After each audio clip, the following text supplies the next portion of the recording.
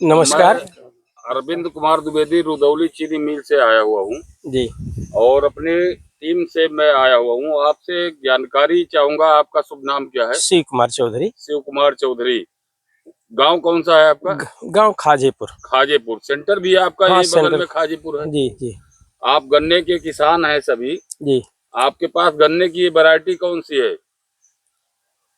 17,451 हाँ, सत्रह आपने चार अभी सौ बताया इक्यावन था सत्रह कि चार सौ इक्यावन 17,451। हाँ। एक जानकारी मैं देना चाहूंगा कि आपके खेत में जो गन्ने की बुआई करते हैं, गन्ने की बुआई से पहले हम जमीन या प्लाट की तैयारी करें तो कैसे करें जिससे हमारे गन्ने की पैदावार बेहतर हो। अगर हम बीघे में 50 कुंटल काट रहे हैं तो हमारा 60 कुंटल हो जाए। अगर हम जी। 100 कुंटल काट रहे हैं तो हमारा 120 कुंटल हो जाए। हाँ। हम उसकी जानकारी आप लोगों के बीच में देना चाहूंगा, जिसमें हमारे चीनी मिल के द्वारा गन्ना मार्गदर्शन चैनल चलाया गया है, जी। जिसको लाइव करें, इसको लाइक करें और सब्सक्राइब करें, जिससे दिन प्रतिदिन गन्ने से संबंधित या अन्य फसलों से संबंधित जानकारियां मिलती रहती है, जिसमें गन्ने में लगने वाले रोग हैं, कीट हैं, बीमारी हैं, उनका हम उपचार कैसे करें, गन्ने पे मिट्टी कैसे चढ़ावें, गन्ने के खरपतवार नियंत्रण के लिए हमें क्या तरीके अपनाने चाहिए जिससे हमारे गन्ने की पैदावार बेहतर हो। इसी संदर्भ में हम गन्ने बुआई से पहले अपने खेत की तैयारी करें तो कैसे करें, उसके बारे में मैं जानकारी देना चाहूंगा कि गन्ना बुआई से पहले जी। जब हमें खेत की तैयारी करना हो तो हम अपने खेत के मेड़ से लगभग 5 मीटर अंदर, हर मेड़ से, जी। पूरब पश्चिम उत्तर दक्षिण, हर मेड़ से 5-5 मीटर अंदर से हम मिट्टी का नमूना ले लें, जिसका हम मिट्टी जांच करवा लें, जिससे हमें ये पता चलेगा कि हमें अपने फसल में कितना खाद देना है।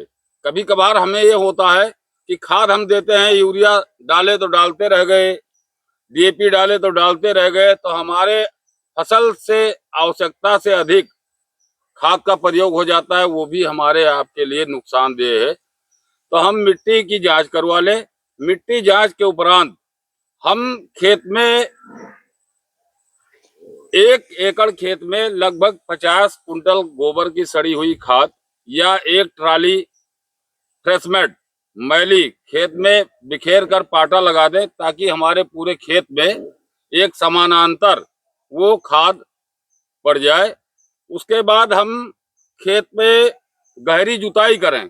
गहरी जुताई लगभग 10 से 12 इंच गहरा हो जाए।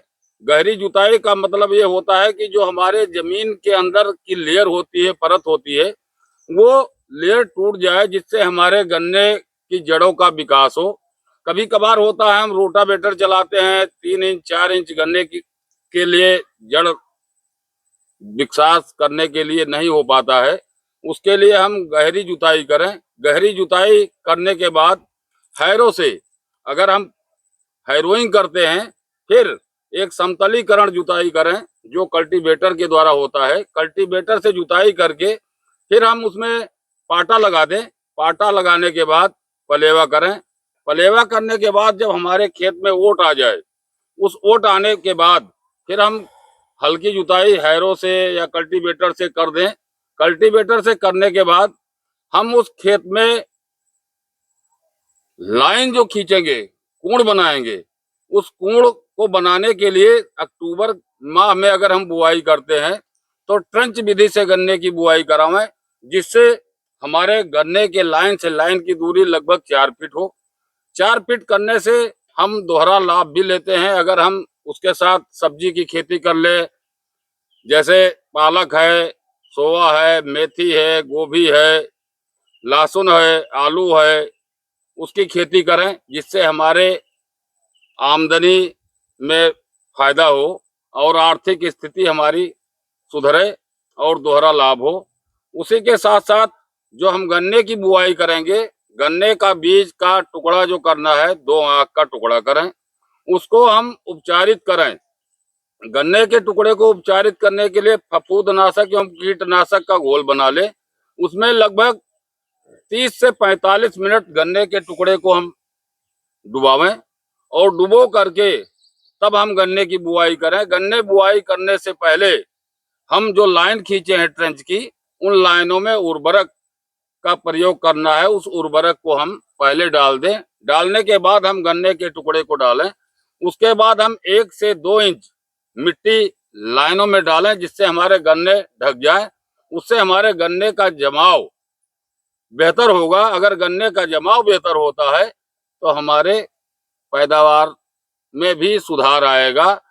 और पेड़ी प्रबंधन जो करते हैं, साथ में हम जब गन्ने की कटाई करते हैं उसमें, और जो गन्ना हमारा बोया गया है पौधा, उन दोनों में भूमि शोधन के लिए हम ट्राइकोडर्मा कल्चर तैयार करके गन्ने की लाइनों में भी प्रयोग कर सकते हैं। आपके पेड़ी के खेत में भी ट्राइकोडर्मा का प्रयोग कर लें। जो हमारे खेत में ट्राइकोडर्मा सभी के लिए सबसे ज्यादा जरूरतमंद चीज है। जो फंगस लगने वाले हैं, फंगस से लगने वाले रोग होते हैं, जैसे रेड राट है, स्मट है, बिल्ट है, उन सब के नियंत्रण के लिए ट्राइकोडर्मा का प्रयोग करना 100% जरूरी है। इसी जानकारी के साथ हम अपनी वाणी को विराम देते हैं। धन्यवाद। नमस्कार। नमस्कार।